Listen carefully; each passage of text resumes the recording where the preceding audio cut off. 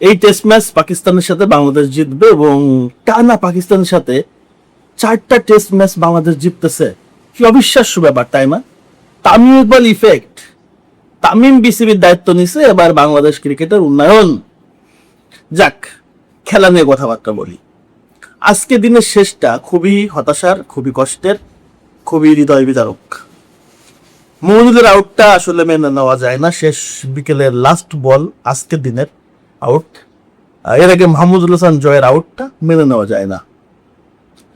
আজকে মাত্র 2 দিন টেস্টের, এখনো 3 দিন বাকি। পাকিস্তান কিন্তু আহত বাঘ।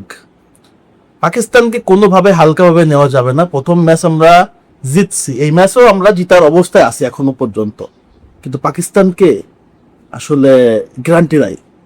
ওরা আনপ্রেডিক্টেবল, যখন যে কোনো কিছু করে ফেলতে পারে। আমরা প্রথম ইনিংসে যদি দেখি, আমরা 200 রান করতে পারতাম না, সেখানে লিটন দাসের একটা ফ্যান্টাস্টিক ব্রিলিয়ান্ট ইনিংস। এই যে দায়িত্ব নিয়ে ইনিংস খেলাটা লিটন কুমার দাসের, রিয়েলি কতটা চমৎকার, কতটা ফ্যান্টাস্টিক, কতটা দৃষ্টিনন্দন। এরকম দায়িত্ব নিয়ে খেলতে হবে লিটন দাদা। দায়িত্ব নিয়ে খেললে আপনি অনেক কিছু করতে পারেন, সেটা আমরা কিন্তু বারবার দেখি। তো বাংলাদেশ করছে 278 রান প্রথম ইনিংসে, এরপরে পাকিস্তান আজকে ব্যাট করছে। আজকে তারা 57 ওভারে অল আউট। দলের পক্ষে সর্বোচ্চ বাবর আজম 68 রান করছে, বাকি কেউ কিছু করতে পারে না। 232 রান অল আউট 57 ওভারে। বাংলাদেশ লিড পায় হচ্ছে 46 রানের। 46 রানের লিড নিয়ে বাংলাদেশ এখন পর্যন্ত আজকে দিন শেষে 110 রান করছে এবং লিড সহ 156 রান। হাতে আছে 7 উইকেট, এখনো দিন কিন্তু 3টা বাকি। এই রানটাকে কমপক্ষে 350 বা 400 ধরাইতে হবে। তারপরেও রিস্ক থেকে যায়। এই জন্য পাকিস্তানের কিন্তু ব্যাটিং খারাপ না ভাইয়া, কিন্তু পাকিস্তান রান পাচ্ছে না।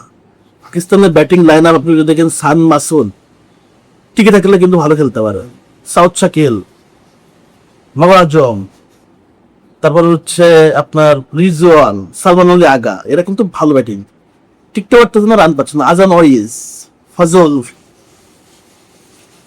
তো পাকিস্তানের এগেইনস্টে ম্যাচ জিততে গেলে বাংলাদেশের অবশ্যই 350 বা 400 রানের একটা ইনিংস ঘোষণা করতে হবে, বা ঘোষণা তো করবে না, ইনিংস একটা টার্গেট দেওয়া লাগবে। অলরেডি 156, এখনো প্রায় 200 রান করতে হবে, 7 উইকেট। তৃতীয় দিনে কঠিন পিচে পাকিস্তানের এগেইনস্টে পারবে কিনা।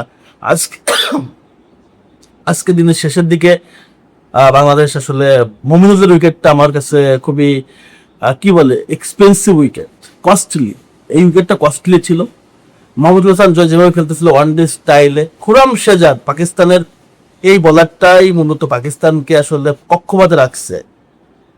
প্রথম ইনিংসে খুব একটা ভালো করতে হয় না পাকিস্তানের বোলাররা, যার কারণে শাহিন আফ্রিদিকে বাদ রেখে খুররাম শেজাদকে সুযোগ দেওয়া হয়েছে এবং সে ফ্যান্টাস্টিক বল করছে। তার বলের লেন্থ, লাইন ফ্যান্টাস্টিক, দুর্দান্ত, কোনো সন্দেহ ছাড়া। এখন যে অবস্থা আছে বাংলাদেশ, আমি মনে করি চালকের অবস্থানে আছে বাংলাদেশ এবং বাংলাদেশ এই ম্যাচটা জিতবে। জিতার অবস্থায় আছে, পাকিস্তানকে কোনোভাবে আসলে সুযোগ দেওয়া যাবে না। এই ম্যাচে আমরা জিতবো, 400 প্লাস একটা রান করে ফেলবো, তারপর পাকিস্তানকে হারাই দেবো। কি দুর্দান্ত! পাকিস্তানের টানা 4টা টেস্ট ম্যাচ জয়, খেয়ে ফেলো ওদেরকে, খেয়ে ফেলো।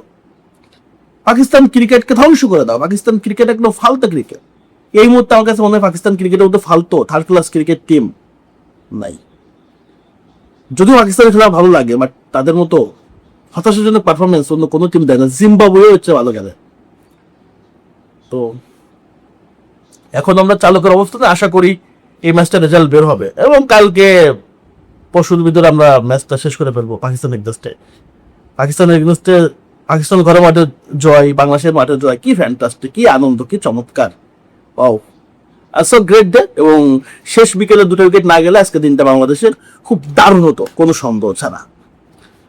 ক্রিকেট এমনই, আসলে অনেক কিছু অনিশ্চয়তা হয়ে যায় এবং এটা মেনে নিতে হয়, কিছু করার নাই। বাট বাংলাদেশ যে পারফরমেন্স দিচ্ছে সেটা আসলেই তাদেরকে সাধুবাদ দিতেই হয়। ধন্যবাদ।